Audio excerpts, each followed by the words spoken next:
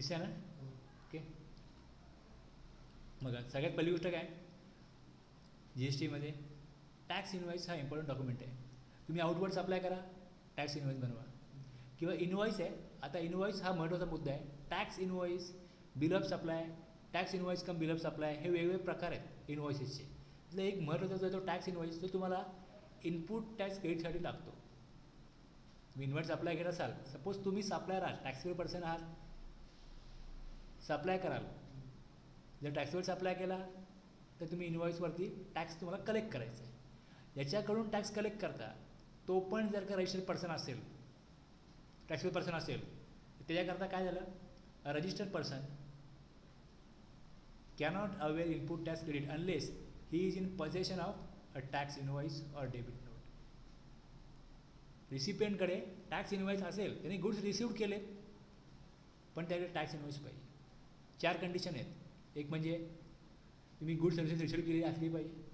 दुसरं, टॅक्स त्याचा प्रूफ पाहिजे, डॉक्युमेंट प्रूफ पाहिजे.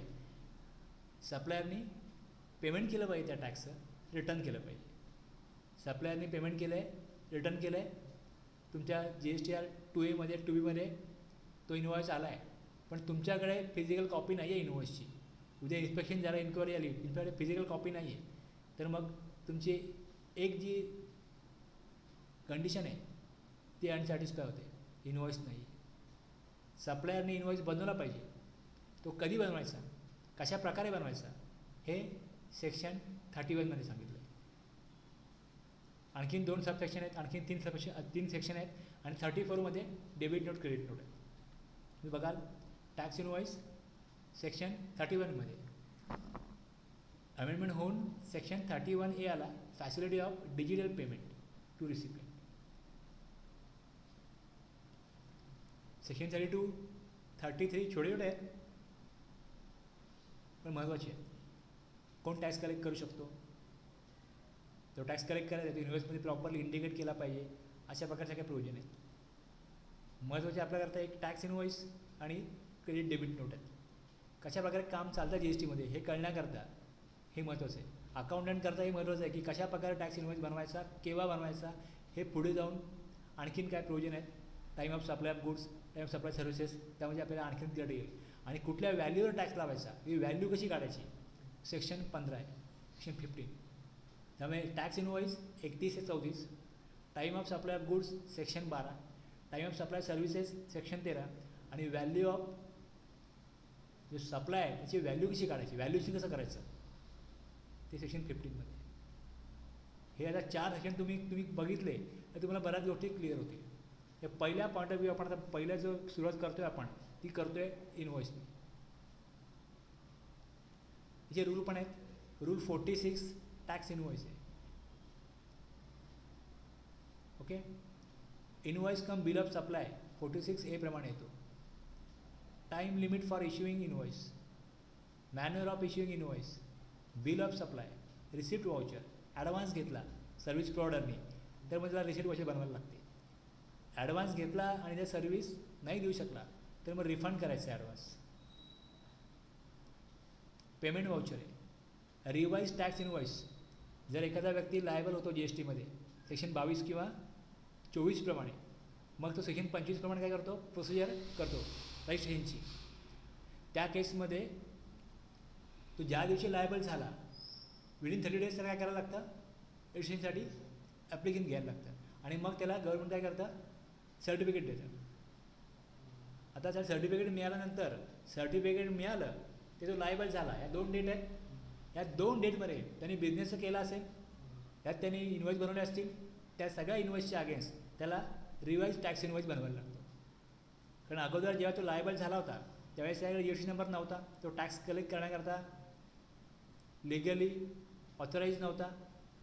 मग त्याला प्रोव्हिजन लागू झाली सेक्शन 22 किंवा 24. त्यांनी ॲप्लिकेशन केलं, त्याला 30 दिवसामध्ये काय मिळालं, रजिस्ट्रेशन नंबर मिळाला, सर्टिफिकेट मिळालं.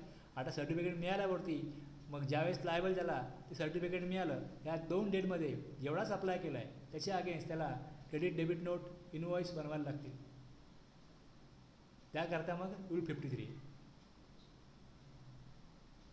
रूल 54 आहे की टॅक्स इनवॉइसचा रूल ज्यांना ॲप्लिकेबल होत नाही 54 आणि 55. काही केसमध्ये असं आहे, गुड्सची केस आहे की ज्यावेळेस केसमध्ये जो नॉर्मल रूल आहे तो फॉलो करता येत नाही, कधी अपवाद असतात, त्या अपवादासाठी रूल 54-55 आहे.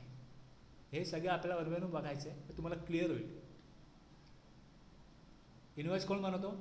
सप्लायर.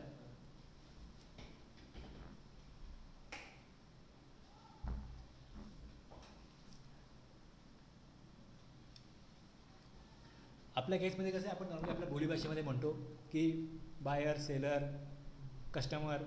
पण जेव्हा तुम्ही प्रोव्हिजन बघायला जाल, त्या प्रोव्हिजनमध्ये सप्लायर म्हटलं म्हणजे कोण आहे? सेलर. कस्टमर आपण म्हणतो, आपल्या मग इथे कोण आहे? तर रेसिपियंट. इथल्या भाषेमध्ये, जीएसटी भाषेमध्ये सप्लायर आणि रेसिपियंट असं आहे. सप्लायर बघा, सप्लायर जेव्हा ते म्हणतात तर त्यांना काय म्हणायचं? Supplier in relation to any goods or services or both shall mean the person supplying. जो पर्सन सप्लाय करतो the said goods or services or both and shall include an agent. सप्लायरमध्ये इन्क्लूड पण सामील असेल. As such on behalf of such supplier. त्या सप्लायरच्या वतीने जो दुसरा व्यक्ती सप्लाय करतो तो पण सप्लायरच्या डेफिनेशनमध्ये येईल. In relation to the goods or services or both supplied. बरोबर आहे. जो माल पाठवतो कोणाला किंवा सर्व्हिसेस जो प्रोव्हाइड करतो तो सप्लायर आहे. मग त्याच्या वतीने जो व्यक्ती आहे तो पण सप्लायर आहे. क्लिअर आहे? फार काय कठीण नाही याच्यामध्ये. रिसिपियंट बघा कसं आहे. Recipient of supply of goods or services of both means where. आता जर का मी माझ्याच ब्रँडला माल पाठवीन किंवा सर्व्हिसेस देईन तर काय त्यामध्ये अगेन्स्ट गुड सर्व्हिसेस मी कन्सिडरेशन घेणार नाही. कन्सिडरेशन जर घेतलं तर काय, नाही घेतलं तर काय. मग या केसमध्ये पहिली केस आहे where a consideration is payable for the supply of goods or services or both. Consideration आहे, the person who is liable to pay that consideration. जो कन्सिडरेशन देतोय तो कोण होईल? रिसिपियंट. तुमची कंपनी आहे, तुमच्या कंपनीने तुम्हाला ट्रेनिंग करता पाठवलं, ट्रेनिंग घ्या. आणि जर ती ट्रेनिंग जी आहे ती टॅक्सेबल आहे, सप्लायर इनवॉइस कोणाच्या नावाने इश्यू करेल? कंपनीच्या. कारण तुम्ही कंपनीच्या वतीने ट्रेनिंग अटेंड करताय. मग ते रिसिपियंट कोण आहे? ॲक्च्युअली सर्व्हिस तुम्ही घेणार आहात, पण कंपनीसाठी घेणार आहात.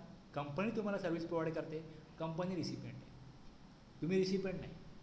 Where a consideration is payable for the supply of goods or services or both, the person who is liable to pay that consideration is the recipient.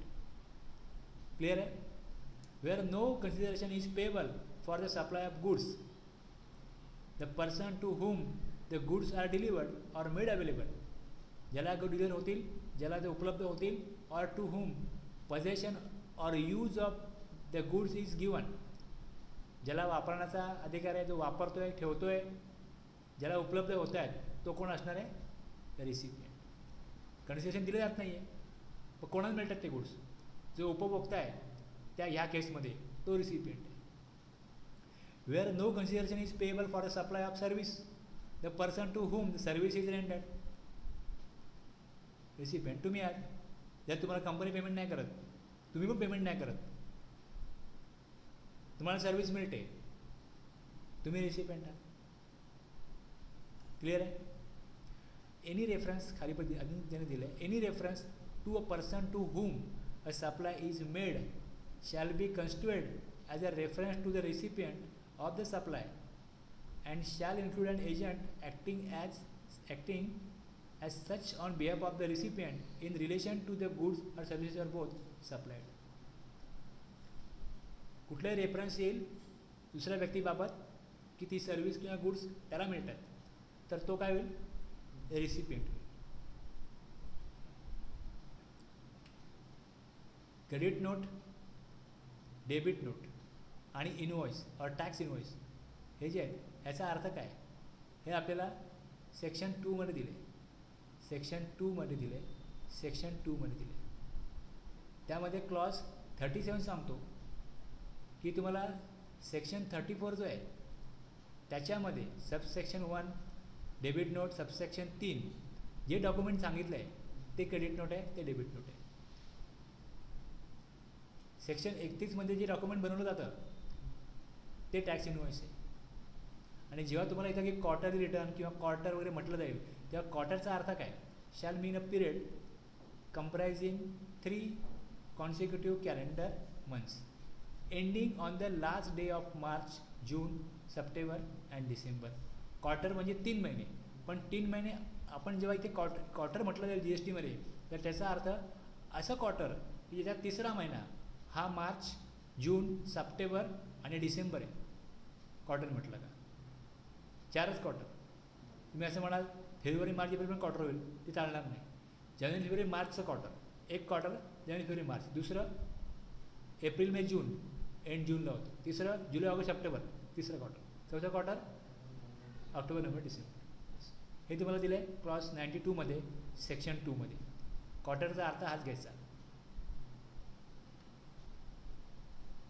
31, 31A, 32, 33, 34 हे आपल्याला 5 सेक्शन समजून घ्यायचे. आता बघाल तुम्ही जर का ॲक्ट काढाल, सेक्शन काढाल 31, त्यात काय दिलं आहे, सबसेक्शन 1मध्ये दिलं आहे a registered person supplying taxable गुड्सबद्दलची प्रोव्हिजन आहे. हे तुम्हाला सबसेक्शन 1मध्ये, त्यात तुम्हाला ए आणि बी दिसतील, एक प्रोव्हिजन पण आहे. हे आपण डिटेलमध्ये बघणार आहोत. किंवा कसं होतं की गुड्स आणि सर्व्हिसेसबद्दल एकत्रितपणे प्रोव्हिजन करता येते, किंवा काही शक्य नसतं. इथे काय केलं आहे, इनवॉइस बनवण्याबद्दल प्रोव्हिजन आहे. गुड्सची वेगळी आहे, सर्व्हिसेसची वेगळी आहे. सबसेक्शन 2मध्ये सर्व्हिसेस आहे. 31(1) गुड्सबद्दल आहे, 31(2) सर्व्हिसेसबद्दल आहे.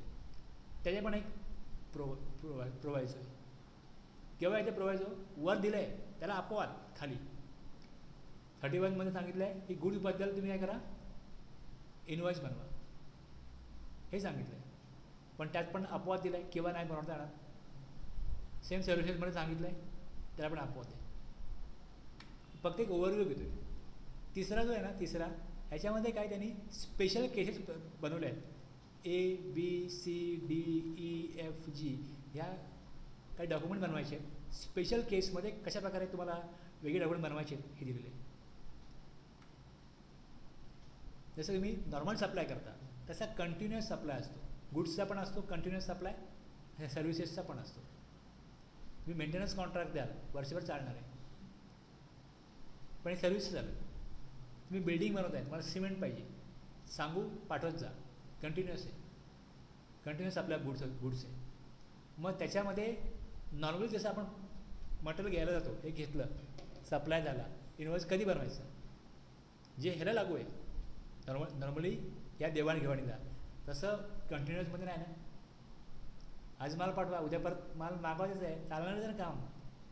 लगेच काय पैसे द्या, लगेच काय इनवॉइस द्या, असं होत नाही ना.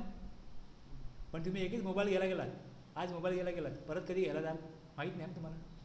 तुम्ही पैसे द्या, मग इनवॉइस, सगळ्या गोष्टी आल्या. म्हणजे वेगवेगळ्या प्रकारच्या बिझनेसच्या देवाणघेवाणीमध्ये वेगवेगळ्या प्रकारे त्यांचं ॲग्रीमेंट ट्रान्झॅक्शन होतं. त्याप्रमाणे इनवॉइस बनवण्याची पद्धत पण बदलते. त्यामुळे कंटिन्युअस आपल्या गुड्समध्ये कशा प्रकारे इनवॉइस बनेल हे तुम्हाला सबसेक्शन 4मध्ये, सर्व्हिसच्या केसमध्ये सबसेक्शन 5मध्ये. आणखीन एक आहे, कॉन्टॅक्ट घेतलं सर्व्हिसचं, बरोबर आहे, काही कारणास्तव काय डिस्प्यूट झाला सप्लायरचा आणि रिसिपिएंट आणि सप्लायरचा, मग तुमचं काम बंद झालं, बास, हे जसं सांगितलं. मग कशा प्रकारे इनवॉइस बनवायचा त्या केसमध्ये, मध्ये स्टॉप केलं काम, सबसेक्शन 6मध्ये. गुड्सच्या केसमध्ये अजून एक अशी पद्धत आहे की मला काय गुड्स, मी सप्लायर आहे आणि एक सीझन आहे, त्या सीझनला पण छत्र्या आहेत, पावसाळा आला आहे, रेनकोट आहे. सप्लायर काय म्हणतो, हे घ्या रेनकोट, छत्र्या विका. मी रिसिपिएंट, तुम्ही म्हणाल एवढा माल विकला गेला नाही सर, उगाच माझ्या गाळ्यात पडेल, नको मग मी संपेल तर मागवतो. सप्लायर काय म्हणतो, ठेवा, नाही विकलं तर परत घेईन, विकला तर पैसे घेईन, पुढच्या वीकमध्ये येतो परत, मी घेऊन ठेवा माल तुम्ही. तो येतो परत, मी म्हणतात 10,000 विकल्या गेल्या, 10 रेनकोट विकले गेले, बस हे विकले ना, सेल झाला ना, आता इनवॉइस घे.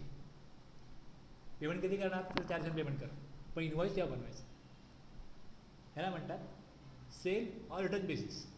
Sale or return basis. तुम्हाला मटेरियल पाठवलं मी, तुम्ही ठेवलं, एक मी मिक्सरची ॲड बघितली होती, मिक्सरची. दूरदर्शनला एक सिनेमा होता, चालू होता, आणि त्या 3 तासामध्ये त्या सिनेमामध्ये फक्त त्या मिक्सरचीच ॲड चालू होती. एकच कॉन्सेप्ट होता. मी म्हटलं हा कुठला मिक्सर आला, हा नवीन मिक्सर दिसतोय, हे प्रॉडक्ट नवीन दिसतंय, हे नाव पण नाही कधी ऐकलं. बोलू बघूया हा मिळतो का आपल्याकडे, आपल्या मार्केटला. मी मार्केटला गेलो, विचारलं तसं मिक्सर आहे का, ते बोलले आहे. किती रुपये काय, ते म्हणाले या मला दाखवतो. त्याचे काय 4-5 मॉडेल होती, त्यांनी दाखवली. मी ठीक आहे म्हटलं, काय कॉस्ट मला काढायची होती, मी काल ॲडव्हर्टाईज बघितली म्हणून विचारलं, बोललो ठीक आहे म्हटलं. मी आणखीन 4 दुकानात चौकशी केली, जे नाव कधी ऐकलं नव्हतं. कंपनीने काय केलं होतं, सगळ्या मार्केटमध्ये, सगळ्या पूर्ण स्टेटमध्ये किंवा पूर्ण कंट्रीमध्ये त्यांनी ते मिक्सर पाठवले. आता साहजिक लोकांना नवीन मालच माहीत नाही, नावच माहीत नाही, नवीन ब्रँड कुठला आला, आणि त्यांनी वेगवेगळ्या प्रकारची ॲडव्हर्टाईज करायला सुरुवात केली. त्याचा एक भाग म्हणून त्यांनी दूरदर्शन त्यावेळेस लोक बघायचे, त्यावेळेस बाकी चॅनल नव्हते, बरोबर आहे. ही एक जुनी गोष्ट आहे, 25 वर्षापूर्वीची. त्यावेळेस त्यांनी पूर्ण तो 3 तासाचा पिक्चर स्पॉन्सर केला होता, आणि त्यामुळे ते नाव लोकांपर्यंत पोहोचलं 3 तासामध्ये. ज्याचं काही नावच माहीत नाही त्याचा आम्हाला कोण विकत घेईल. म्हणजे त्या केसमध्ये कंपनीने ही स्कीम ठेवली होती की तुम्ही सेल ऑर रिटर्न, तुम्ही आता ठेवा, बघूया काय होतं, आम्ही तुम्हाला एक 15 दिवसांनी पुन्हा एकदा तुमचा रिव्ह्यू घेऊ, काय रिस्पॉन्स आला आहे मार्केटमधनं, उरलेले मिक्सर परत घेऊन जाऊ, जे विकले ते पेमेंट करा आम्हाला. अशा प्रकारे मार्केटमध्ये स्कीम चालतात. मग त्यावेळेस इन्व्हॉइस कधी बनवायचं, त्यासाठी मग सबसेक्शन 7 आहे. कळलं ना. आता आपण जस्ट ओव्हरव्ह्यू घेतला मी, त्यात तुम्हाला मी 2 कॅटेगरी पाडल्या. एक invoice in case of supply of goods, invoice in case of supply of services. Subsection 1 normal goods, subsection 2 normal services, subsection 4 continuous supply of goods, subsection 5 continuous supply of services. Goods sent or taken on approval for sale or return, subsection 7. आणि सर्व्हिसमध्येच बंद केली in case where the supply of services ceases under contract before the completion of supply. या 6 category पडल्या. आणि special cases subsection 3 मध्ये, special cases. असे आपल्याला 7 सेक्शन बघायचे. काय बघायचं आहे हे आपण स्पष्ट झालं. आता ॲक्च्युली आपण बघायला सुरुवात करू पुढे जाऊन. आता जेव्हा आपण बघायला जाऊ, सेक्शन जेव्हा वाचू, सब सेक्शन जेव्हा आपण रीड करू, तर तिथे आपल्याला कुठे येईल प्रिस्क्राईब. प्रिस्क्राईब म्हटलं का मग वेगवेगळ्या रूलप्रमाणे आपल्याला हे वेगवेगळे पुढे रूल त्यामध्ये येतील प्रिस्क्राईबमध्ये. हे आपल्याला सगळे समजून घ्यायचे.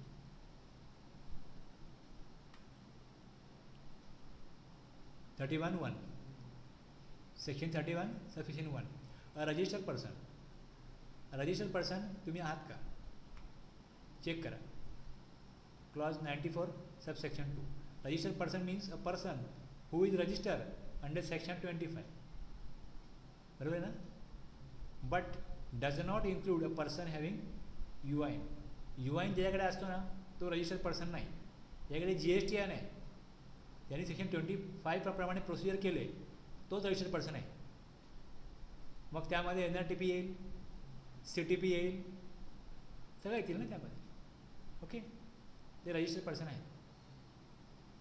आणि जे आपण म्हणतो removal in relation to goods, removal हे गुड्सच होतं, सर्व्हिसचं होत नाही.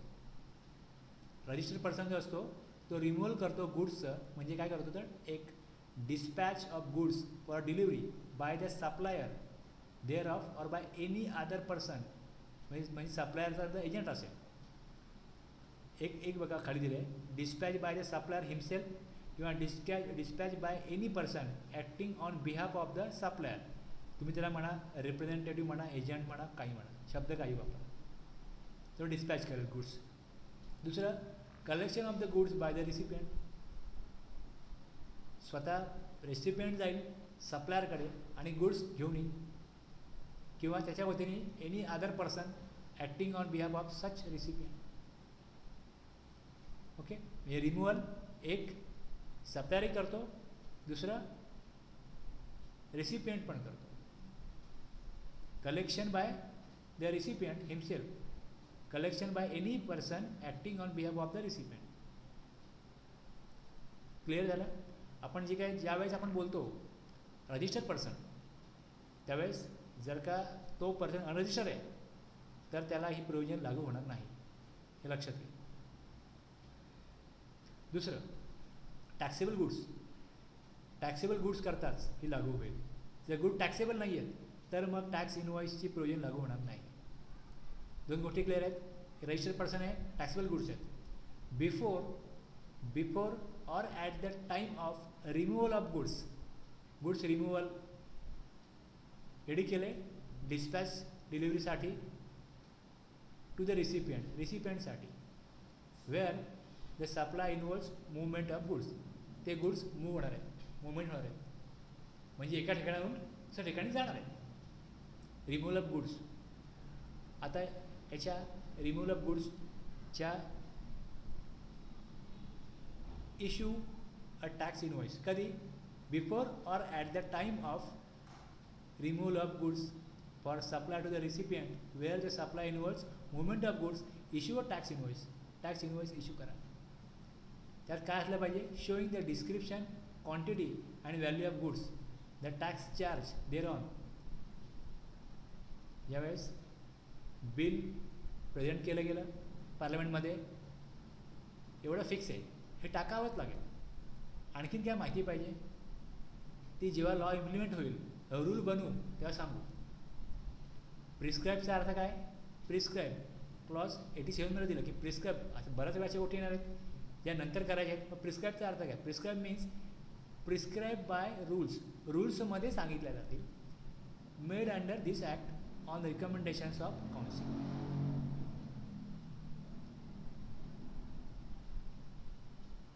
डिस्क्रिप्शन, क्वांटिटी आणि व्हॅल्यू ऑफ गुड्स आणि टॅक्स चार्ज हे सोडून आणखीन काय इन्फॉर्मेशन आहे ते तुम्हाला रूल 46मध्ये टॅक्स इनवॉइसमध्ये मिळेल. एक रिमूव्हल ऑफ गुड्स आहे, दुसरा डिलिव्हरी ऑफ गुड्स आहे, और making available thereof to the recipient in any other cases. Movement of goods आहे की मुवमेंट ऑफ गुड्स नाही आहे, बरोबर आहे. जर काउंटरला तुम्ही गेलात, ही वस्तू घेतली, बस इकडेच संपलं. तुम्ही त्याला घेऊन जाणार, मुवमेंट करणारच आहात, पण मुवमेंट इथे कसं झालं, कलेक्ट केलं, काम संपलं. मुवमेंट करण्याचं काम आयदर सप्लायर करतो किंवा रेसिपियंट करतो, ते क्लॉज एमध्ये. बीमध्ये काय दिलं, delivery of goods or making available thereof to the recipient in any other case, issue a tax invoice. Tax invoice issue करा. आणि हे कधी इश्यू करायचं तर before or at the time of, before or at the time of either removal of goods किंवा delivery of goods or making available thereof to the recipient.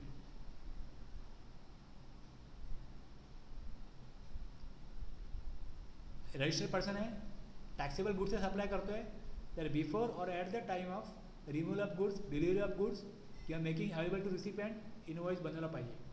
आणि इनवॉइसमध्ये काही content आहेत ते असले पाहिजे. रूल 46 त्याकरता आहे.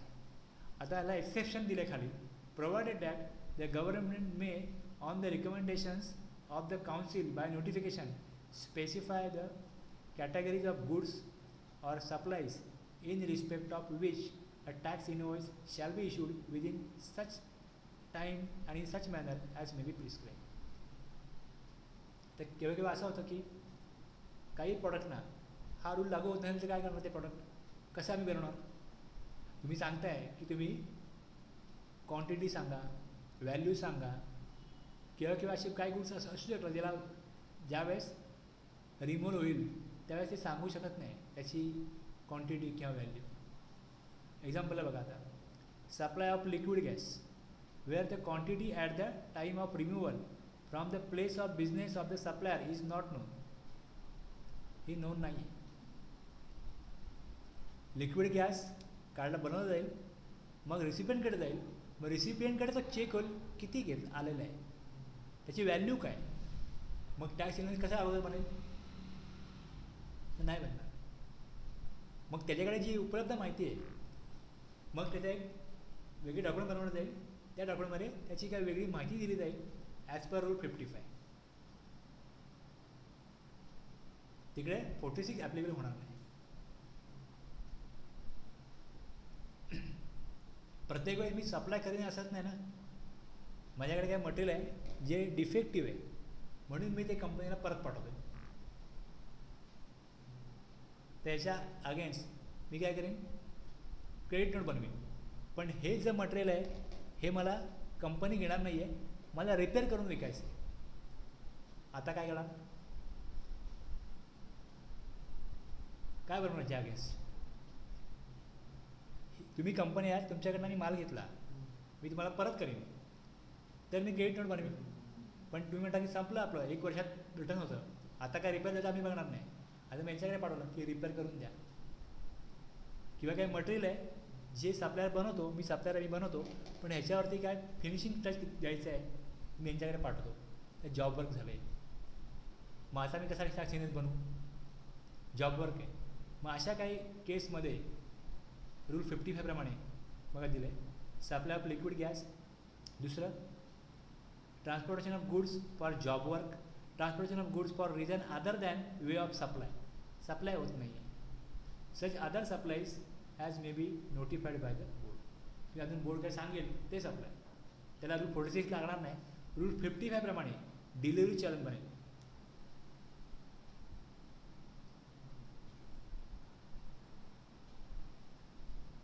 Okay, without issue of invoice, transportation of goods without issue of invoice. Supply नाही आहे, इनवॉइस नाही बनणार. किंवा सप्लायची जी क्वांटिटी आहे, व्हॅल्यू आहे, ती जर का टाईम ऑफ जेव्हा सप्लाय होतो त्यावेळेस उपलब्ध नाही आहे, तर मग त्याचा इनवॉइस नाही म्हणणार, टॅक्स इनवॉइस नाही म्हणणार. रूल 46 प्रमाणे. क्लिअर एवढं?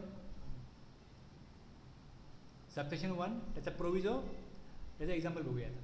Ritu manufacturers Delhi supplies goods to Prakhar electronics Haryana. The goods were removed from its factory. जर रिमूव्ह म्हटलं तर मला ए लागू झालं. In Delhi on 23rd September, Ritu manufacturers need to issue a tax invoice on or before 23rd September. बस, साधी गोष्ट आहे.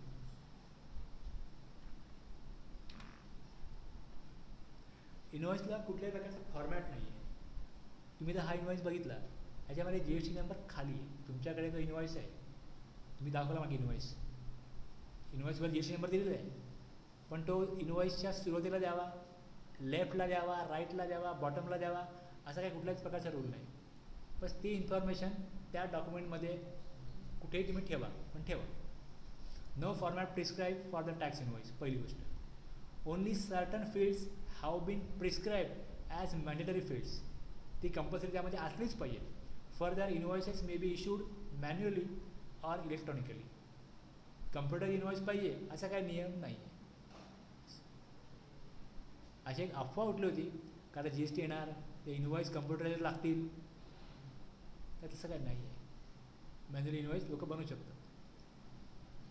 आत्ता आपण बघितलं subject to rule 54, tax invoice बनवायचं आहे सेक्शन 31 प्रमाणे. त्याला त्या रूल 46 आहे, पण त्याला 54मध्ये काही असे सप्लाय आहेत जिकडे टॅक्स इनवॉइस बनणार नाही. कुठले कुठले पर्टिक्युलर पाहिजेत? The registered person containing the following particulars, namely a name, address and GSTN of the supplier. बरोबर आहे? याच्या पाहिजेच ना. बस. दुसरं, इनवॉइसचा नंबर असतो ना, तो नंबर जो आहे तो सिरियल नंबर पाहिजे.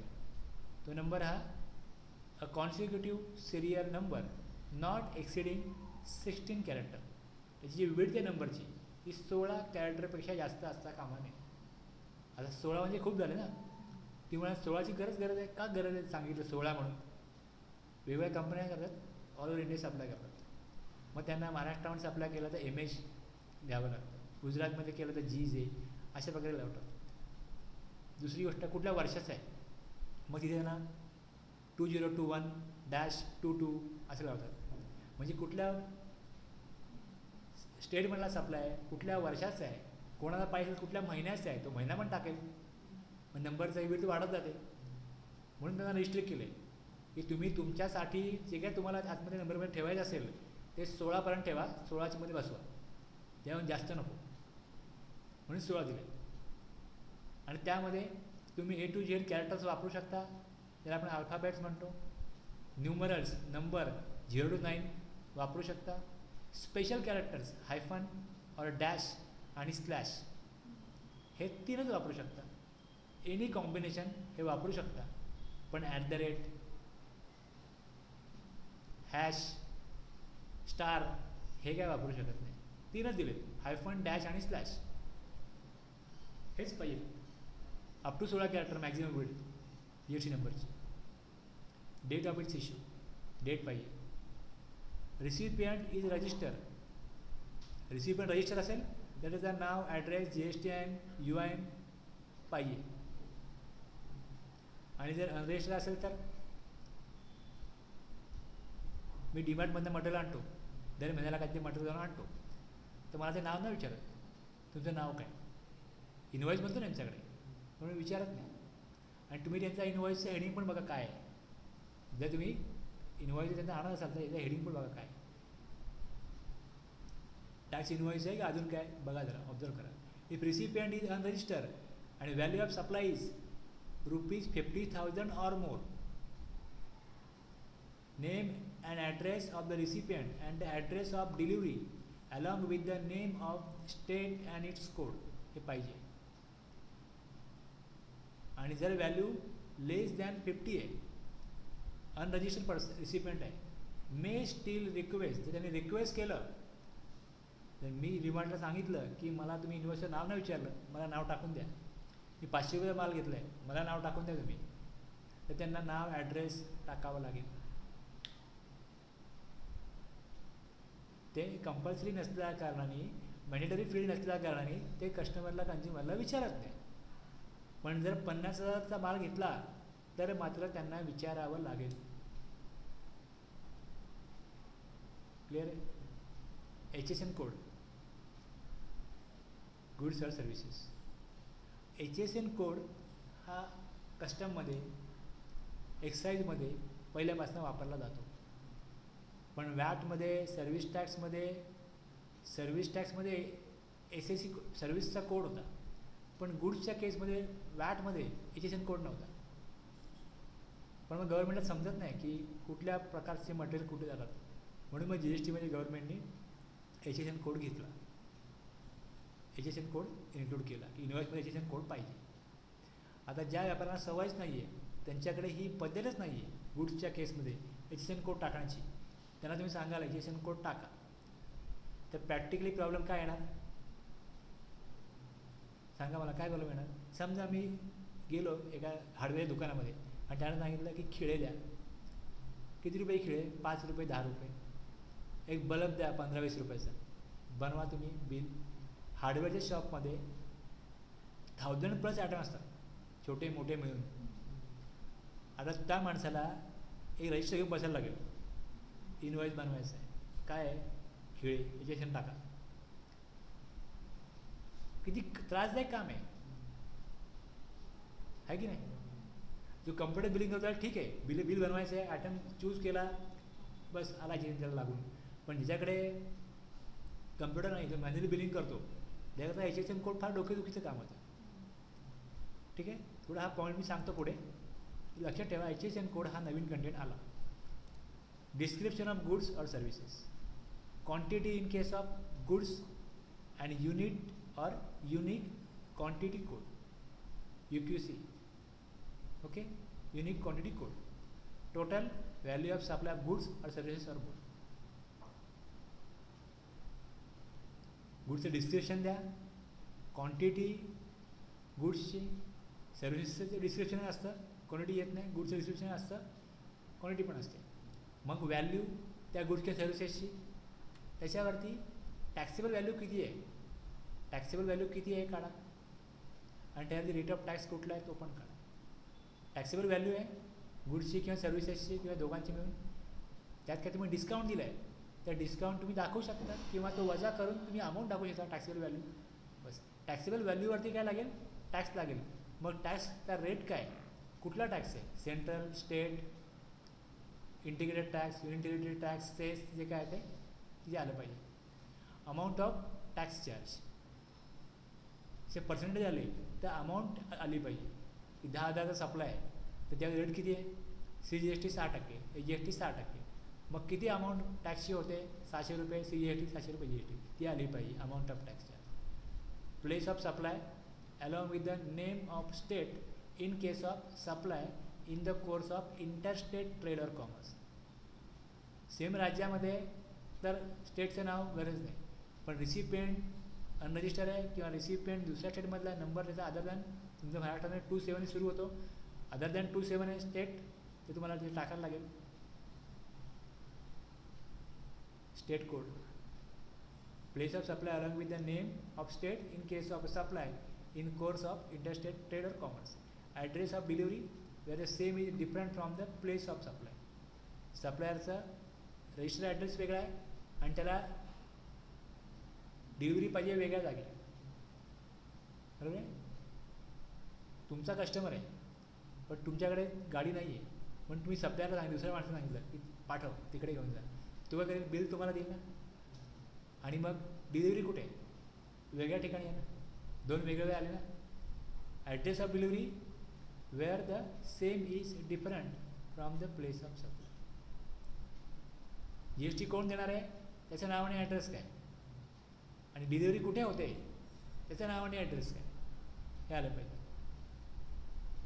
टॅक्स कशा प्रकारे कलेक्ट केला जाणार आहे, नॉर्मल का रिव्हर्स. रिव्हर्स जर का रिसिपिएंटची रिस्पॉन्सिबिलिटी आहे टॅक्स देण्याची, whether the tax is payable on reverse charge. Reverse charge आहे, स्पेसिफाय करा की रिव्हर्स चार्ज आहे. Signature or digital signature of the supplier or his authorized representative. However, the signature or digital signature of the supplier or his authorized representative shall not be required in case of invoicing of electronic invoicing in accordance with the provision of the Information Technology Act 2000. गव्हर्नमेंटनी E-invoice लागू केला, पहिल्यापासून नाही आहे आणि सगळ्यांकरता नाही आहे. तर ज्यांना ॲप्लिकेबल आहे इनव्हॉइस त्यांना सिग्नेचरची गरज नाही. इनव्हॉइसवरती तुम्ही जो इनव्हॉइस बनवाल ॲज पर रूल 46 त्याच्यावरती सिग्नेचरची गरज नाही, सिग्नेचर डिजिटल सिग्नेचरची गरज नाही. Quick response code having embedded invoice reference number IRN in it in case invoice has been issued. Invoice असेल त्यावरती क्विक रिस्पॉन्स कोड पाहिजे. Notification number 31/2019 28/2019 with effect from 1/4/20 notified. हे नोटिफिकेशन आहे, हे दिले. क्विक रिस्पॉन्स कोड काय असतो,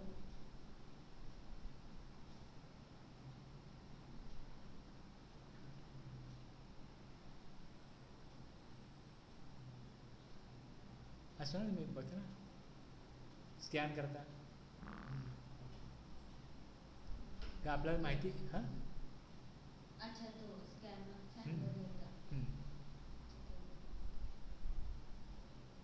तो त्याला बनवला. हां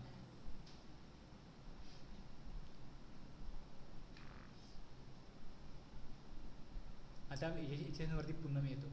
HSN जो दिला त्या HSNला जसं रूल बनवला त्या रूलच्या खाली एक प्रोव्हिजन पण ठेवला. ह्या प्रोव्हिजनमध्ये काय सांगितलं की provided that the board may on the recommendations of the council by notification specify the number of digit of harmonise system of nomenclature code. Nomenclature code for goods or services that a class of registered person shall be required to mention for such period as may be specified in said notification. म्हणजे काही लोकांना गव्हर्नमेंटला जर वाटलं notify करतील आणि सांगतील की तुम्ही मेन्शन केला पाहिजे आणि class of registered person would not be required to mention the harmonise system of nomenclature code for goods or services for such period as may be specified in set notification. Notify करेल government की class of पर्सनला education टाकण्याची गरज नाही किंवा टाकण्याची गरज आहे. तिसरं, the class of registered person that would not be required to mention the harmonise system of nomenclature code for goods or services. कुठलाही पिरियड नाही, बस नोटिफाय करतील, गरज नाही, किंवा वरती पिरियड देतील फॉर सच पिरियड. एज्युकेशन टाकण्याची गरज आहे काही काळाकरता, एज्युकेशन टाकण्याची गरज नाही काही काळाकरता, आणि दुसरं एज्युकेशन टाकण्याची गरज नाही हे कालावधी काही नाही. मग गव्हर्नमेंटने नोटिफाय केलं 28 जून 2017ला की ज्यांचा छोटा बिझनेस आहे अप टू 1.5 करोड त्यांनी HSN इनवॉइसवर टाकायची गरज नाही. हार्डवेअरवाले सुटले की ठीक आहे 1.5 करोड ओके लिमिट आहे. कोणाला छोट्या छोट्या वस्तू घ्यायला काही प्रॉब्लेम नाही. आणि ज्यांचा बिझनेस 1.5 करोड ते 5 करोड आहे त्यांना गव्हर्नमेंटने सांगितलं 2 डिजिटचं टाका HSN, 2 डिजिटचं टाका. आणि 5 करोडच्या वरती आहे त्यांना सांगितलं 4 डिजिट टाका. HSN तर गव्हर्नमेंटला 8 डिजिटचा आल्याशिवाय आयडेंटिफाय होणार नाही की कुठल्या गुड्सचा सप्लाय मार्केटला किती आहे. पण मार्केटला तर सवय नाही आहे, आणि तसं म्हटलं तर एकदम सांगितलं कोणाला करायला जे आपण करत नव्हतो, मॅन्युअली बिलिंग करतोय, तर खूप त्रासदायक आहे. त्यामुळे आता सुरुवात तर करायची थोडी 2 डिजिटनी करू, अप टू 5 करोड 2 डिजिट, 1.5 करोडपर्यंत काही कंपल्सरी नाही, नका टाकू HSN. आणि 5 करोडवरती मोठ्या कंपन्या आहेत त्यांना सांगितलं 4 डिजिट टाका, बाकी पुढचं पुढे बघू. हे सगळं 31 मार्च 2021पर्यंत चालू होतं. त्यानंतर गव्हर्नमेंटनी नोटिफिकेशन काढलं दुसरं, त्यात सांगितलं की आता 1/4/2021 2च कॅटेगरी ज्यांचा बिझनेस अप टू 5 करोड आहे त्यांनी जर B2B सप्लाय केला तर त्यांना 4 डिजिट टाकावे लागतील. B2B केला तर. B2Cचं काय, B2Cला ऑप्शनल. तुमचा रेसिपिएंट जर अनरजिस्टर आहे नका टाकू तुम्ही HSN, चालेल अप टू 5 करोड. पण B2Bला मात्र 4 डिजिट टाकायचे जर तुमचा टर्नओव्हर अप टू 5 करोड आहे तर. आणि मग 5 करोडच्या वरती ज्यांचा टर्नओव्हर आहे त्यांना अगोदर 4 डिजिट सांगितले होते, त्यांना सांगितले का 6 डिजिट टाका. अगोदर 4 डिजिट होते, ह्या 2चे 4 केले आणि ह्या 4चे 6 केले. अप टू 5 करोड B2Bला 4 डिजिट, B2Cला 4 डिजिट पण ऑप्शनल नाही टाकले तरी चालते. तुम्ही कम्प्युटर बिलिंग केलं तर मग तुमच्याकडे येणारच आहे. मॅन्युअली बिलिंग करत असाल तर B2Bला मात्र तुम्ही द्या, कारण की त्याला गरज आहे टाकण्याची, तो टाकू शकतो ना. मग तुम्हाला पण कंपल्सरी B2B सप्लाय कराल तर त्याला कंपल्सरी आहे, म्हणजे तुम्हाला पण कंपल्सरी.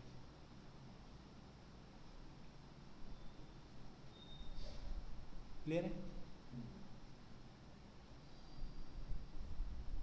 तुम्ही नोटिफिकेशन कधी काढून बघितले, मी जेव्हा काही सांगतो तेव्हा जर सेक्शननी आलं आहे तर सेक्शननी आलं आहे, रूलनी आलं आहे तर रूलनी आलं आहे.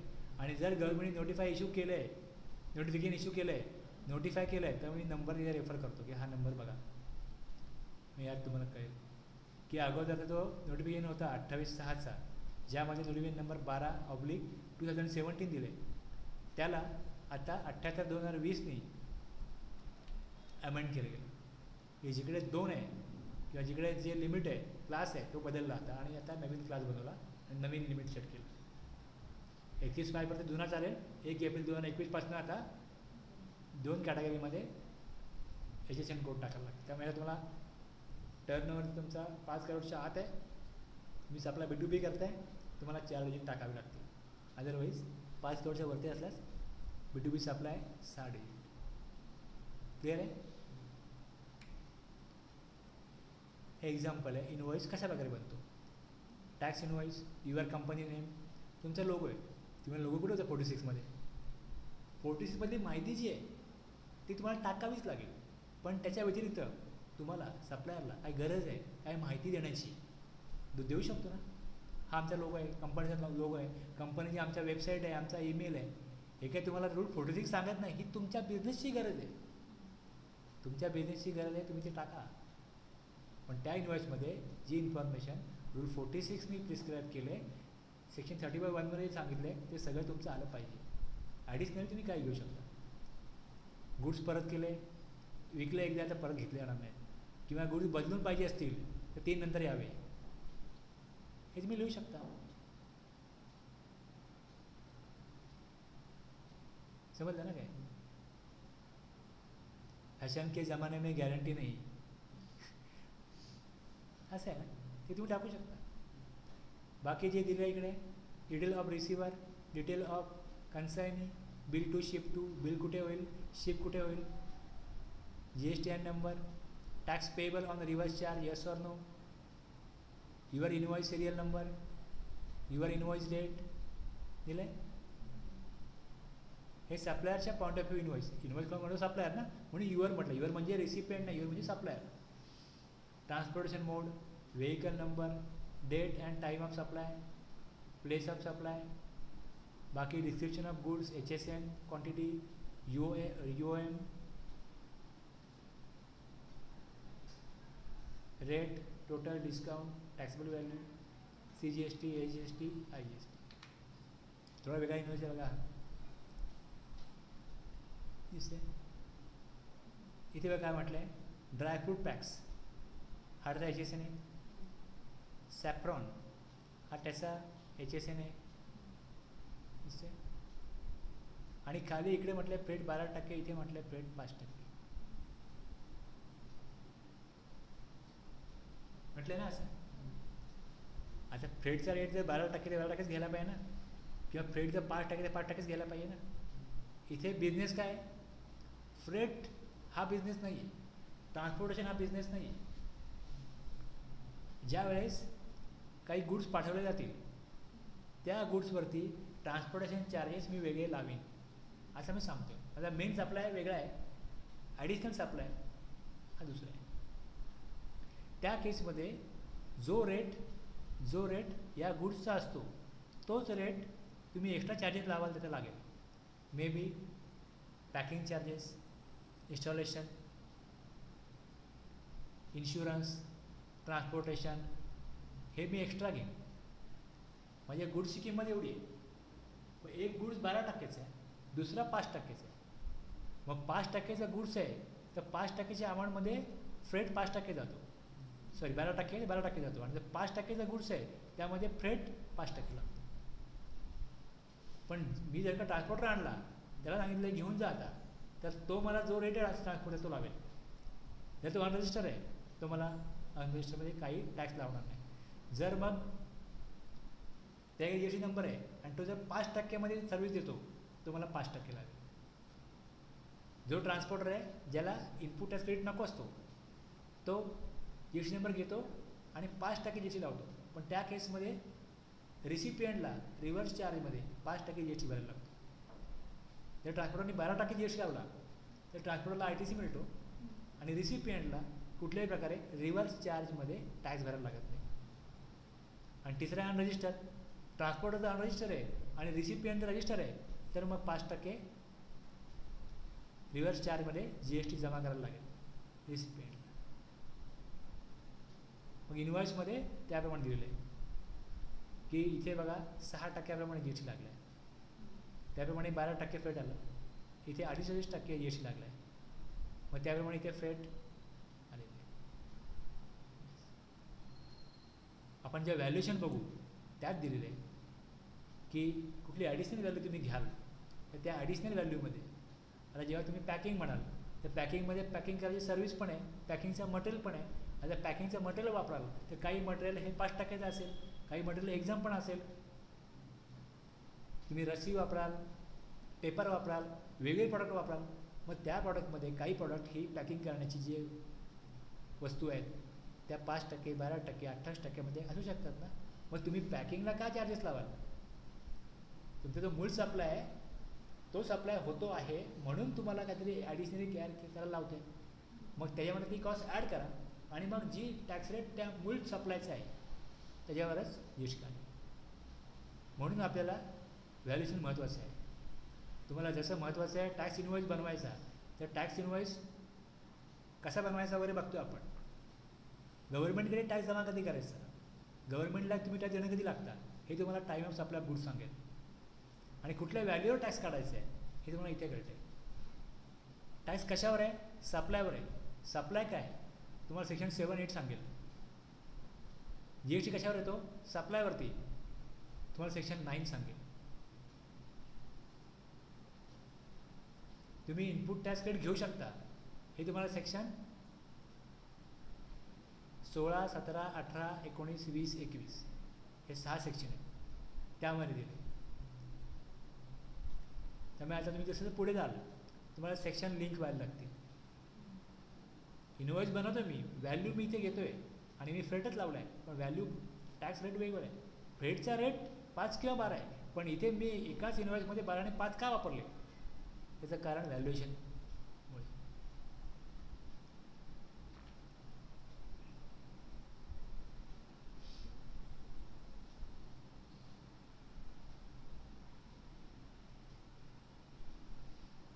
बघा आता काय एक्झाम्पल काय दिले.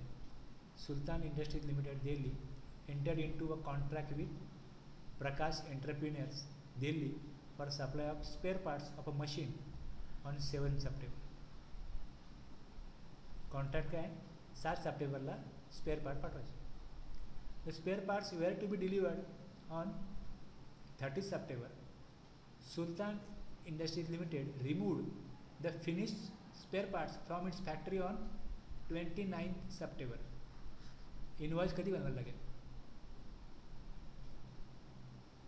कॉन्ट्रॅक्ट केलं 7 सप्टेंबरला, सांगितलं डिलिव्हरी करा 30 सप्टेंबरला, पण ॲक्च्युली त्यांनी डिलिव्हरी केली किंवा रिमूव्हल केलं 29 सप्टेंबरला. तर रिमूव्हल ऑफ गुड्स होताना किंवा होण्यापूर्वी इनवॉइस बनवा असं आपल्याला सेक्शन 31 सांगतो.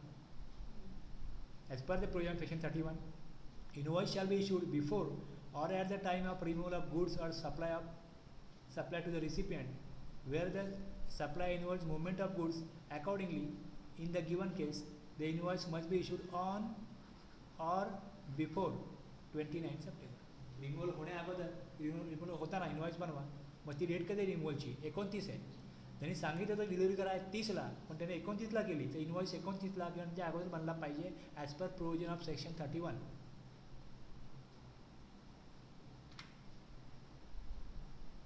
आता आपण रूल बघितला त्यातले महत्त्वाचे काय काय टॅक्स इनवॉइसचे पॉईंट होते हे असे थोडक्यात मला लक्षात जावे म्हणून असे मांडलेले आहेत. ओके, काय काय होतं त्यामध्ये.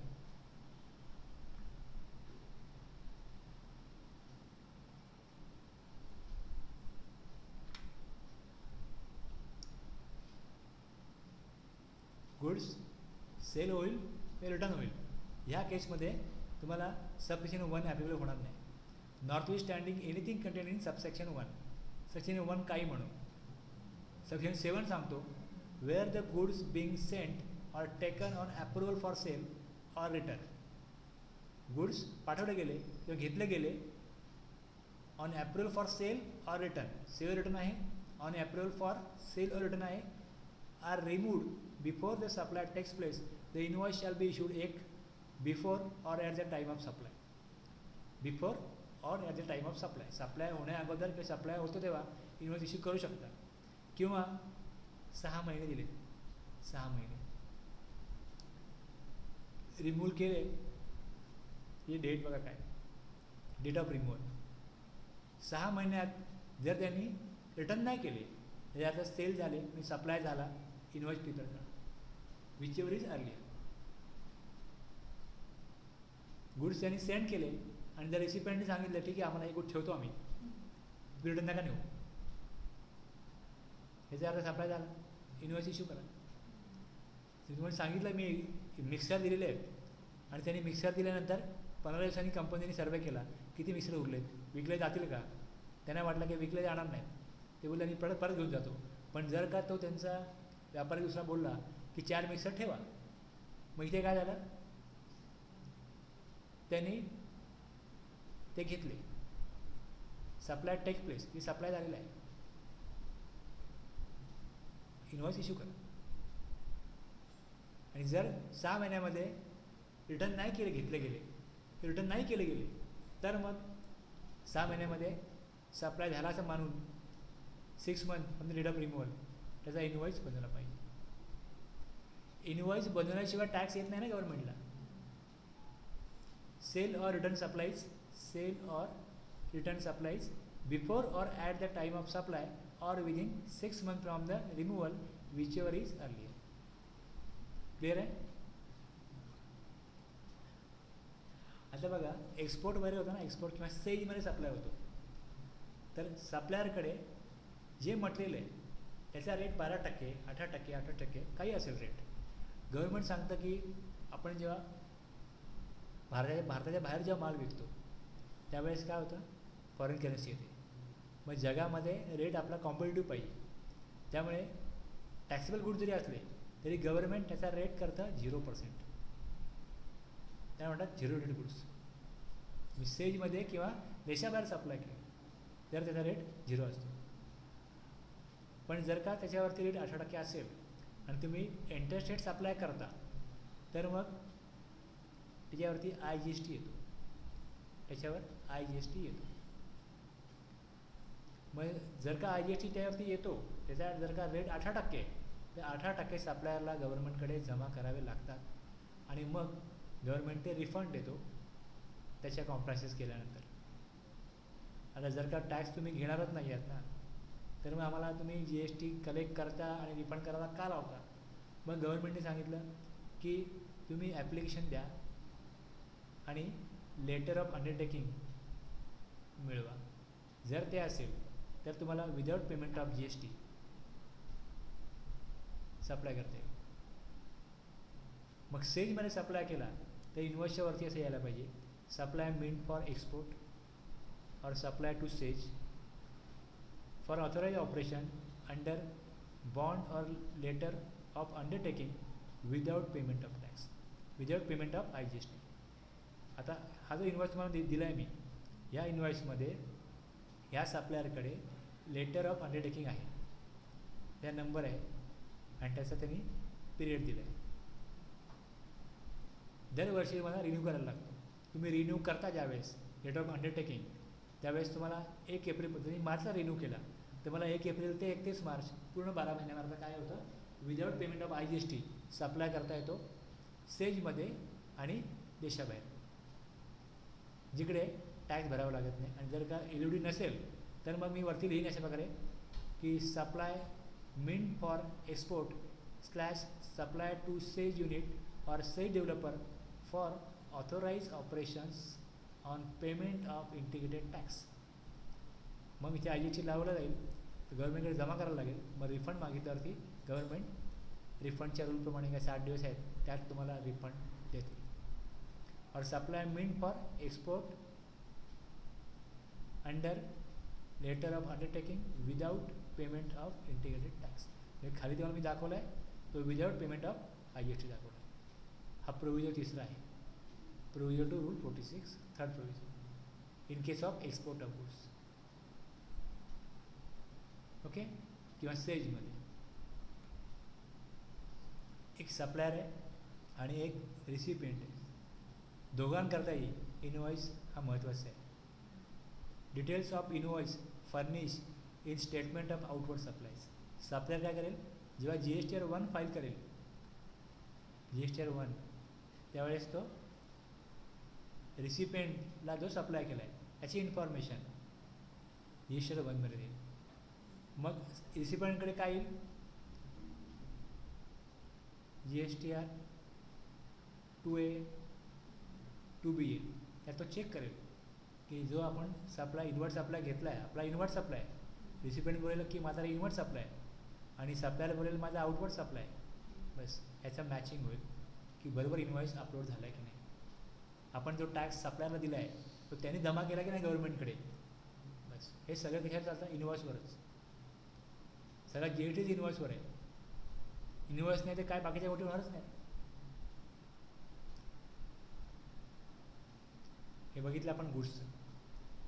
Registered person supplying taxable services shall before or after, बघा इथे आफ्टर म्हटलं आहे. गुड्सच्या केसमध्ये तुम्हाला सप्लाय होण्या अगोदर गुड्सची क्वांटिटी, रेट सगळं माहिती आहे, तुम्ही करू शकता. काही गुड्सला पॉसिबल नाही, त्यांना एक्सचेंजनं टाकलेलं आहे. पण सर्व्हिसच्या केसमध्ये आता मी मोबाईल घेतला, माझा पोस्टपेड आहे मोबाईल, मी किती कॉल करणार आहे, किती SMS करणार आहे, किती डेटा यूज करणार आहे, कसं करणार. म्हणजे या केसमध्ये ज्यावेळेस तो सर्व्हिसचा कालावधी आहे, मंथली आहे, मंथली मला बिलिंग होणार आहे, तर मला मंथ नंतरच कळणार ना की किती मी यूज केलं. मग ते कळल्यानंतर ती इन्फॉर्मेशन त्यांना कलेक्ट करायला लागेल, सर्व्हिस प्रोव्हायडरला ती कलेक्ट केल्यानंतर प्रोसेस करायला लागेल. म्हणजे इन्व्हॉइस आफ्टर दिलेलं आहे. अच्छा, माझा महिना संपला आज, तर आजच कळेल गरजेचं नाही ना. आपण आपलं जे लाईटचं बिल येतं, एक महिना पूर्ण झाला बिल येतं, पण ते मीटर बघायला माणूस कधी येणार आहे. त्याला यायला पुढच्या महिन्यात संपल्यानंतर एक 4-5 दिवस लागतात.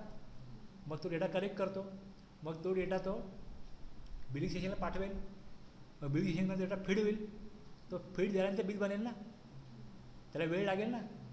मग किती वेळ लागेल. मग गव्हर्नमेंटने सांगितलं की ठीक आहे, तुम्ही नंतर इन्व्हॉइस बनवू शकता सर्व्हिसचा, आणि पण किती दिवस पाहिजे, prescribe period, issue a tax invoice, आम्ही सांगू तेवढ्या कालावधीमध्ये. Service provision of service, a registered person supplying taxable services shall before or after the provision of service but within a prescribed period issue a tax invoice. Tax invoice issue करा. Service दिल्यानंतर एक ठराविक time limit देऊ तुम्हाला, त्यात तुम्ही invoice issue करा. त्यामध्ये description, value, tax charge and such other particulars as may B prescribe. Rule 46 प्रमाणे तो इन्व्हॉइस बनेल, पण तो नंतर बनवता येतो सर्व्हिस झाल्यानंतर, सर्व्हिस देऊन झाल्यानंतर. ओके, यात पण एक प्रोव्हिजन आहे की नाही बनवता इन्व्हॉइस 46 प्रमाणे. कोणासाठी? रूल 54 प्रमाणे तुम्ही इन्व्हॉइस बनवा. ISD, इन्शुरर और बँकिंग कंपनीज, GTA. GTAचे कंटेंटच वेगळे असतात, बरोबर आहे.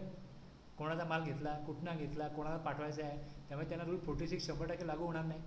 त्यामुळे GTA करता वेगळ्या रूलप्रमाणे इन्व्हॉइस बनवला, थोडं वेगळं आहे त्याच्या. त्यामुळे रूल 46 लागू होत नाही. एनी अदर डॉक्युमेंट सांगितलं आहे काही सप्लायरना.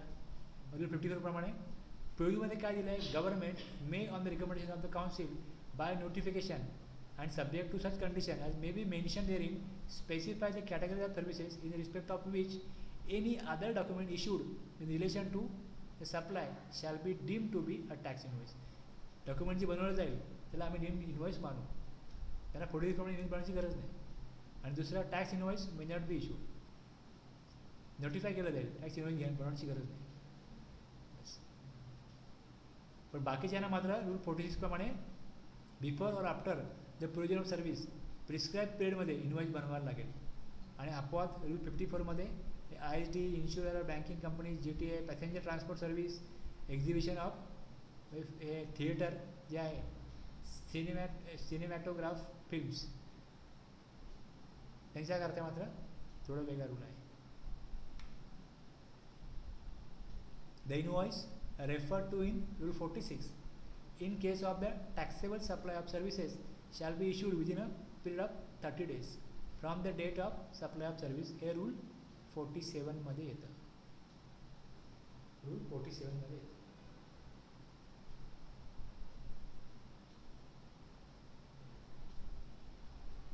कळलं ना? Rule 46 प्रमाणे इन्व्हॉइस बनवा, पण तो 30 दिवसामध्ये बनवा.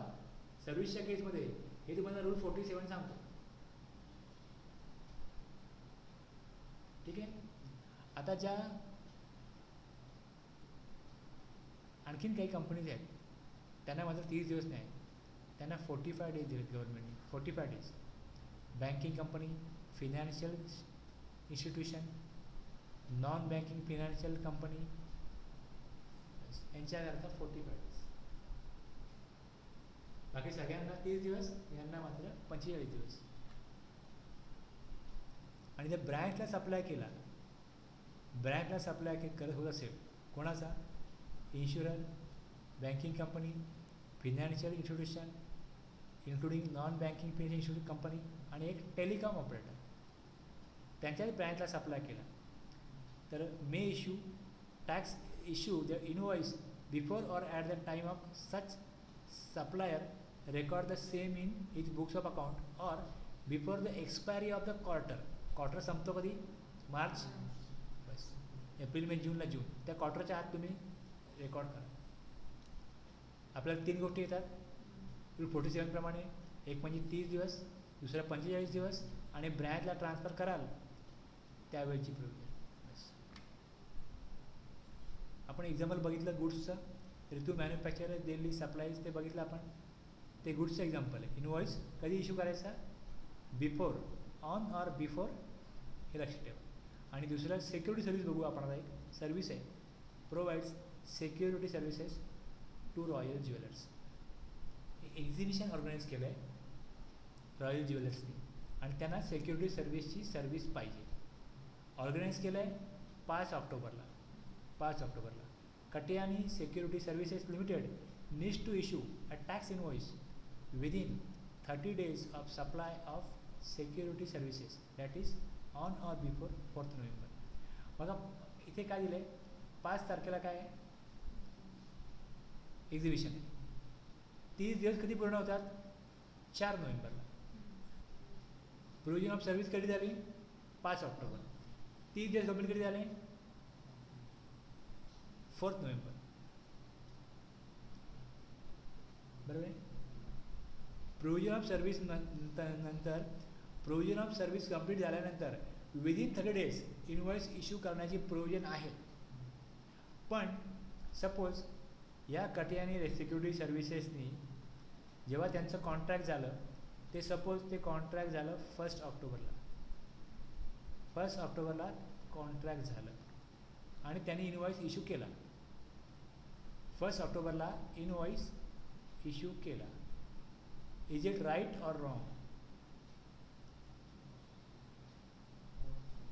हां, बिफोर ऑर आफ्टर. बिफोर म्हटलं आहे, बिफोर कधी करा आणि आफ्टर काय, सर्व्हिस प्रोव्हाइड कंप्लीट झाल्यानंतर 30 दिवसांनी करायला पाहिजे. म्हणजे अगोदरचा पिरियड काही असू शकतो आणि नंतरचा पिरियड मॅक्झिमम 4 नोव्हेंबरच्या पुढे इनवॉइस इश्यू झाला तर तो रूल त्यांनी व्हायोलेट केला, रूल ब्रेक केला, रूलच्या अगेन्स्ट येतो मग. बरोबर आहे. टाईम लिमिट आपण काय बघितलं आता, time limit for issuance of invoices. एक केस गुड्सची आहे आणि दुसरी केस सर्व्हिसेसची आहे. गुड्सच्या केसमध्ये बिफोर शब्द आहे और ॲट द टाईम ऑफ आहे. सर्व्हिसच्या केसमध्ये बिफोर पण आहे और आफ्टर. प्रोव्हिजन ऑफ सर्व्हिस 30 दिवस आहे, काही सर्व्हिस प्रोव्हायडरला 45 days आहे. आणि ब्रँचला जर सप्लाय करत असतील तर मग सप्लायर रेकॉर्ड करतो same in the books of account.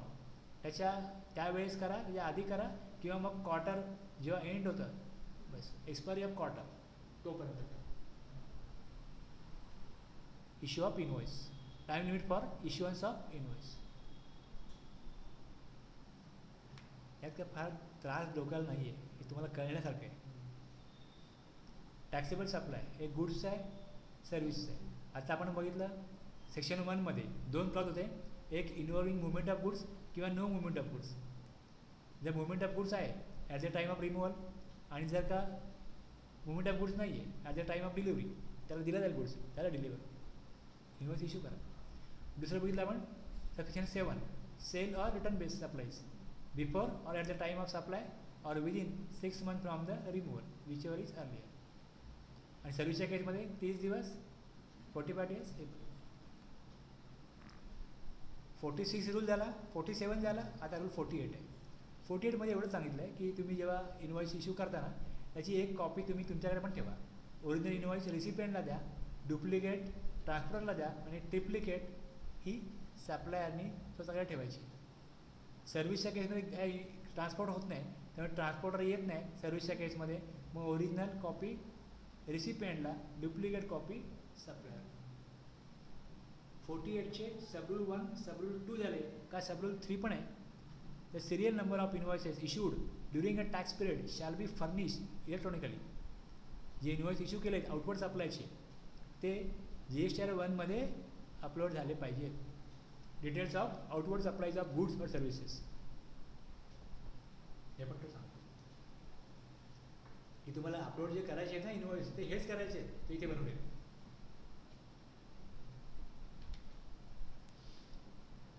गुड्सच्या केसमध्ये rule 48 original, duplicate, triplicate. Original कोणाला? रिसिपियंटला. Duplicate triplicate सप्लायरला. सर्व्हिसच्या केसमध्ये ओरिजिनल, रिसिपियंट, डुप्लिकेट, सप्लायर. आता आपण काय बघितलं? नॉर्मल केस बघितली गुड्सची, नॉर्मल केस बघितली सर्व्हिसची आणि सफिशियंट 7 बघितलं. हे 3 बघितले ना. आता कंटिन्युअस बघूया. कंटिन्युअस सप्लाय ऑफ गुड्स कशाला म्हणायचं? कंटिन्युअस सप्लाय ऑफ गुड्स कशाला म्हणायचं? Means a supply of goods which is provided और agreed to be provided. Continuously अर्थ असा आहे की नळ चालू केला तो बंदच करत नाही आपण. चालू आहे कंटिन्युअस पण बंद करतो थोड्या वेळाने परत चालू करतो. त्याला काय म्हणणार आपण? Recurrent basis. वारंवार दिलं जाते recurrent basis. Under a contract whether or not by means of a wire, cable, pipeline or other conduit, and for which the supplier invoices the recipient on a regular or periodic basis. And बस अँडला काय दिलं पुढे की government अजून काय notify करेल conditions आणखीन काय supply of goods करता. आता एवढं सांगितलं आहे सप्लाय गुड्सचा होतोय. ओके, विच इज प्रोव्हाइडेड और agreed to be provided continuously. त्याचा एक कॉन्ट्रॅक्ट आहे, ॲग्रीमेंट आहे, कॉन्ट्रॅक्ट आहे. कंटिन्युअसली किंवा वारंवार केला जाईल. Whether are not by means of wire, cable, pipeline for which supplier एक ठराविक काळाने रेग्युलरली काय करेल? इनवॉइस इश्यू करेल. ह्याला म्हटलं जाईल कंटिन्युअस सप्लाय ऑफ गुड्स.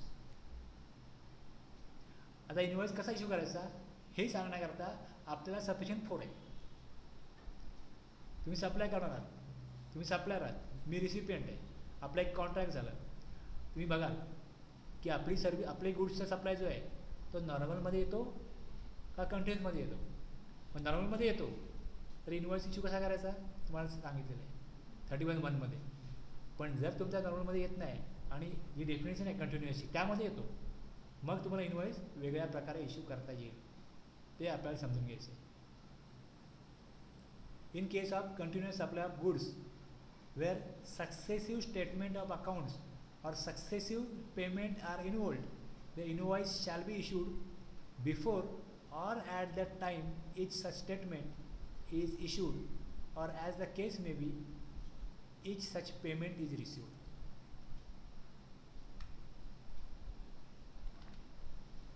काय करायचं याच्यामध्ये?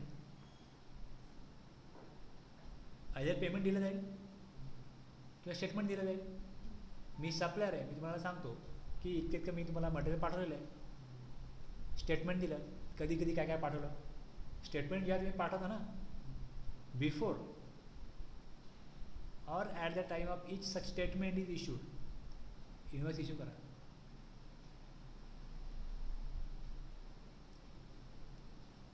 Successive statement of accounts, goods where successive statement of accounts or successive payment are involved.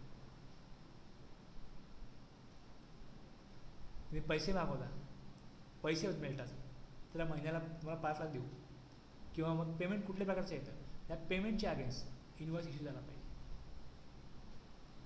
In case of continuous supply of goods where successive statement of accounts or successive payment are involved, the invoice shall be issued before or at the time of such statement. स्टेटमेंटला काय द्याल तुम्ही? Information द्याल, किती goods कुठल्या डेटला किती quantity काय रेटचे issue केले स्टेटमेंट द्याल, मग त्यावेळेस किंवा त्याच्या अगोदर इनवॉइस बनवा. किंवा पेमेंट येईल तेव्हा किंवा पेमेंटच्या अगोदर इनवॉइस बनवा. बरोबर आहे?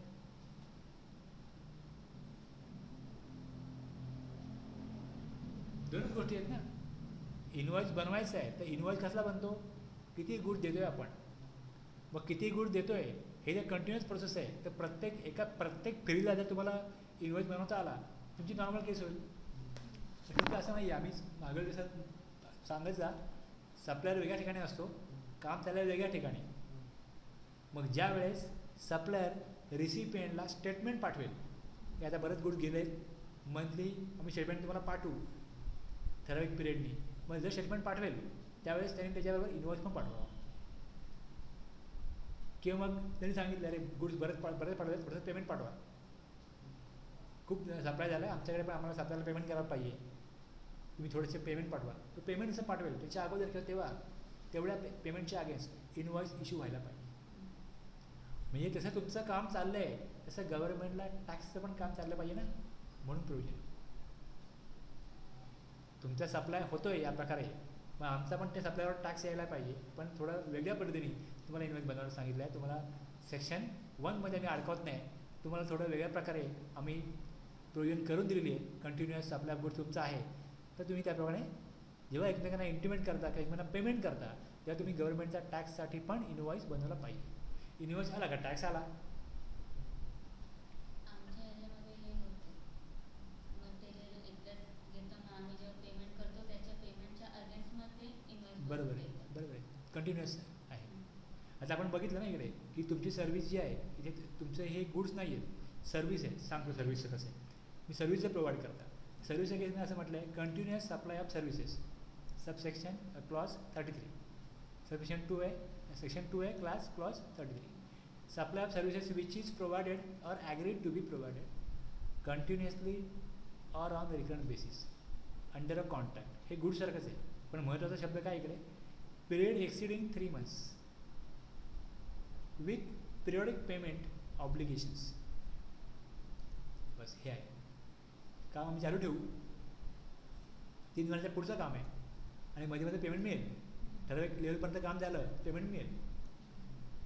समजा एखादी बिल्डिंग बांधायची आहे, तर बिल्डरने काय केलं, जो दुसरा व्यक्ती आहे सांगितलं की तुम्ही जे काय प्लास्टरचं काम आहे ते तुम्ही करायचं, प्लास्टरचं काम. तो म्हणजे ठीक आहे, पण मग ठराविक पिरियडनी पेमेंट द्या, म्हणजे माझ्या मजुरांना मला पेमेंट द्यायला लागतं.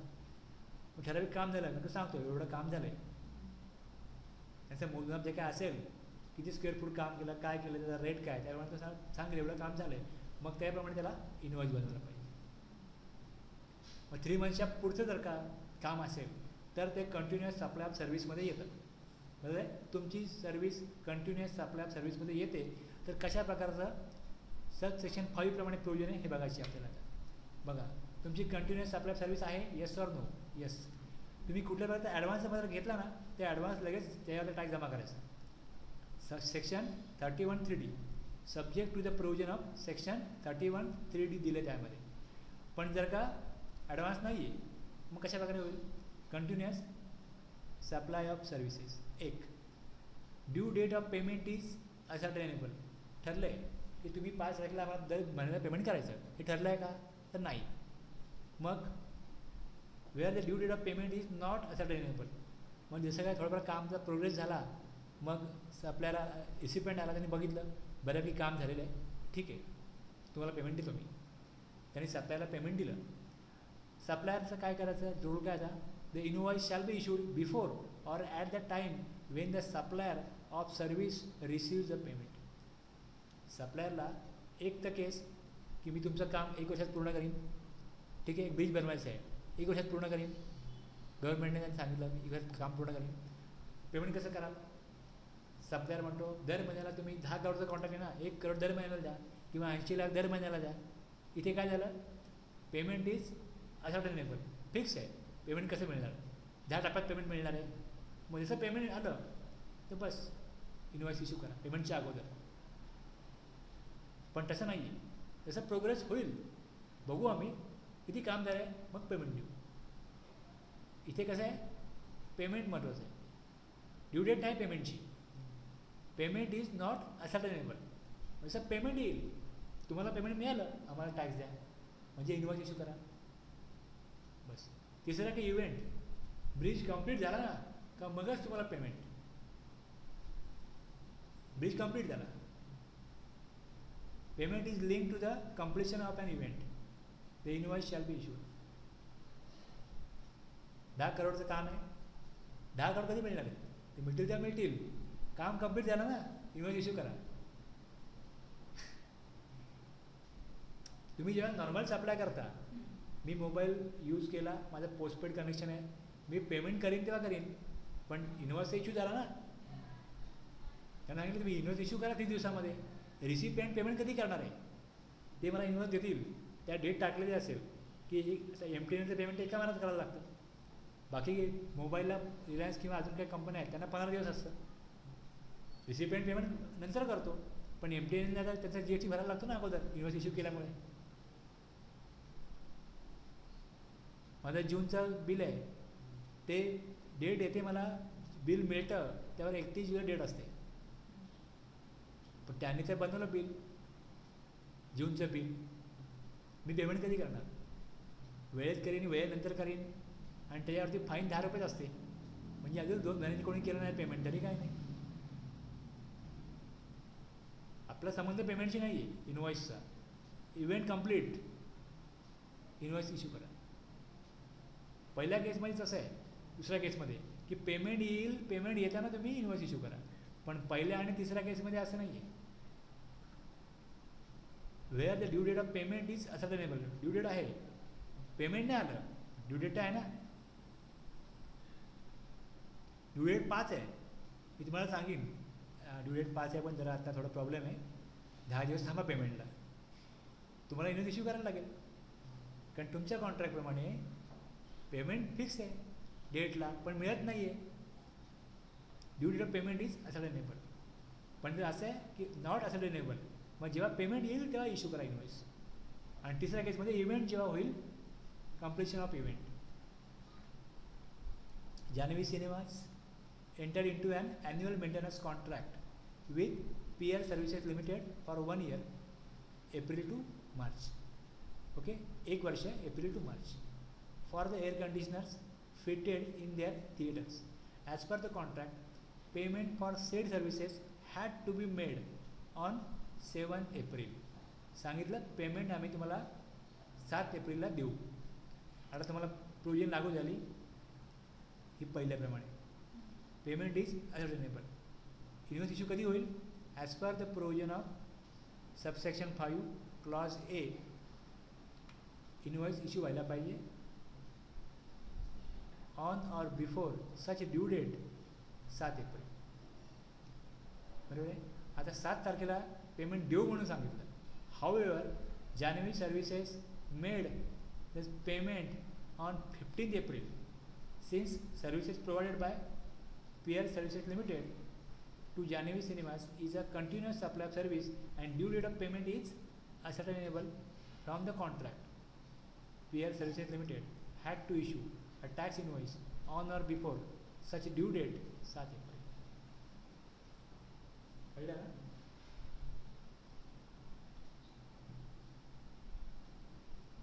Continuous goods, continuous service. Successive statement किंवा पेमेंट, इन्व्हॉइस इश्यू करायचं गुड्सच्या केसमध्ये. सर्व्हिसच्या due date of payment is ascertainable. Due डेटच्या पूर्वी किंवा ड्यू डेटला इन्व्हॉइस इश्यू करा. नॉट असर्टेनेबल पेमेंट, सप्लायरला जेव्हा पेमेंट रिसीव्ह होईल तेव्हा किंवा त्याच्या अगोदर इन्व्हॉइस इश्यू करा. तिसरा इव्हेंट आहे, कंप्लीशन ऑफ इव्हेंट किंवा बिफोर इन्व्हॉइस इश्यू करा.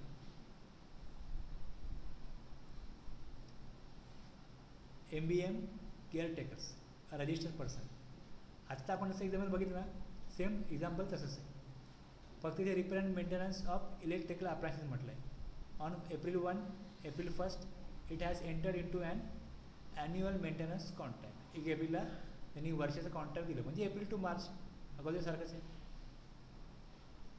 Contract with P for its air conditioner and washing machine. As per the terms of contract, maintenance service will be provided on the first day of each quarter. प्रत्येक क्वार्टरच्या पहिल्या दिवशी. April क्वार्टरचा पहिला दिवस April आहे, पहिल्या क्वार्टरचा त्या financial इयरमधला. म्हणजे 1 April, 1 जुलै, 1 October आणि जानेवारी 1.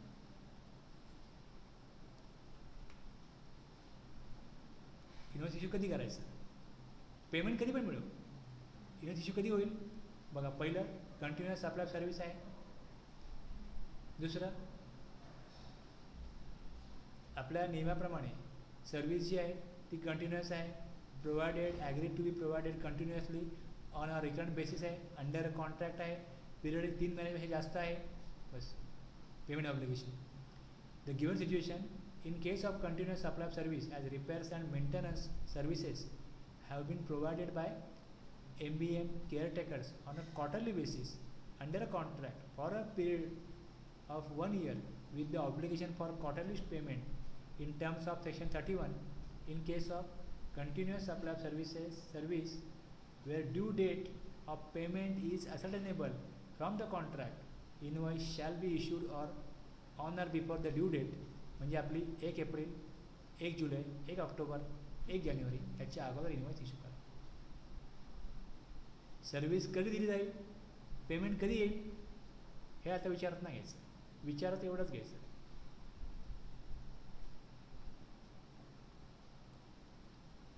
एक 5 मिनिटात संपेल.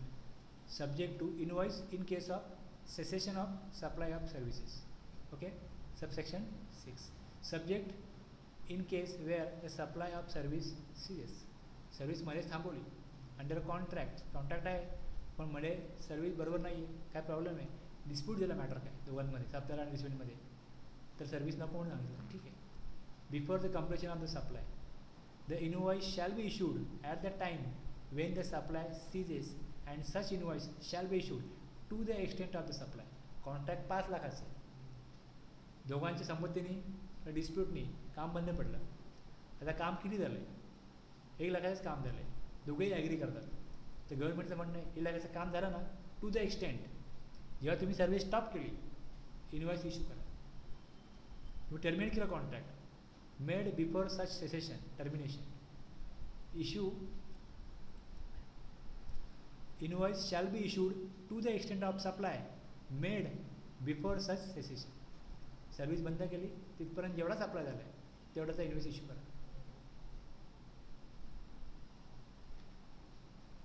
31(1) बघितलं आपण, 31(4), 31(7) नॉर्मल, कंटिन्युअस आणि गुड्सच्या केसमध्ये ॲप्रुव्हल फॉर सेल रिटर्न. सर्व्हिसच्या केसमध्ये नॉर्मल, कंटिन्युअस. आता बघितलं आपण सर्व्हिस म्हणजे टर्मिनेट केली तर मग त्यावेळेस टू द एक्सटेंट टर्मिनेट केली सर्व्हिस, जेवढा सप्लाय झाला आहे इन्व्हॉइस इश्यू करा. आणि आता उद्या आपण बघू स्पेशल केसेस 31(3), ज्यामध्ये एकदम सप्लाय केला कसा इन्व्हॉइस बनतो, ॲडव्हान्स घेतलं तर काय करायचं, ॲडव्हान्स घेतलेला परत केलं तर काय करायचं, अशा प्रकारे तुम्हाला जे काही प्रोविजन आहेत ते तुम्हाला 1 A B C D E F G. आणि तुम्ही RCMमध्ये काही सप्लाय घेता, ज्यात इन्व्हर्ट सप्लाय घेतला तर रिसिपियंटला भरायचं GST. मग त्या केसमध्ये कशा प्रकारे काय बनवायला पाहिजे हे पण दिलेलं आहे. हे F आणि G आहे ते RCMवरचे. ओके, हे आपल्याला दिलेलं आहे पहिले. Revise invoice, bill of supply, receipt voucher, refund voucher RCMवरती, सेल्फ इन्व्हॉइस आणि पेमेंट वाउचर RCM. बस एवढं झालं तुमचं क्लिअर होईल तुम्हाला. Tax invoice, bill of supply, receipt voucher, refund voucher, payment voucher, revise tax invoice, invoice in special cases, delivery challan, tax invoice, RCM, हे सगळं झालं. तुम्हाला व्यवस्थित क्लिअरिटी येईल इन्व्हॉइसच्या केसमध्ये.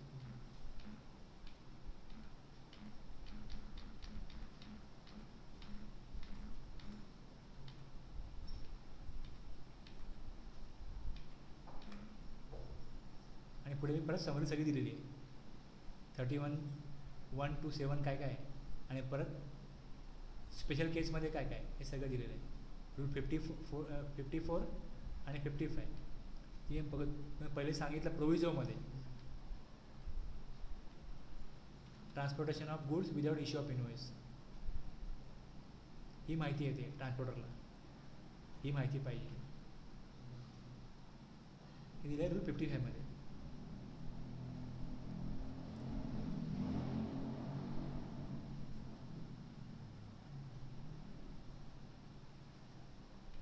जे काय तुमचं काम चालतं ते कुठल्या रूलप्रमाणे चालतं, कुठल्या प्रोव्हिजनप्रमाणे चालतं हे तुम्हाला कळलं पाहिजे. आपला उद्देश तो आहे. थांबूया.